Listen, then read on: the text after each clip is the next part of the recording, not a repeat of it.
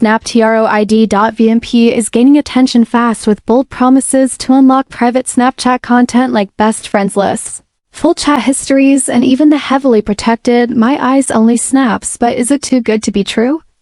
That's the question we're tackling today. The app claims you can access this sensitive data without needing someone's login, simply by entering their username and completing a few verification steps. But as intriguing as it sounds, the red flags are hard to ignore. There's no official link to Snapchat, no transparency about how the data is supposedly gathered, and the entire process is loaded with suspicious steps like fake human verifications, endless surveys, and sketchy app downloads. Instead of delivering results, users are pushed into loops that seem more focused on making the creators money than offering any real service. There's also no technical explanation of how it bypasses Snapchat's strict privacy protections, something even cybersecurity experts struggle with. No screenshots, no successful testimonials, and no proof that it has ever worked as advertised.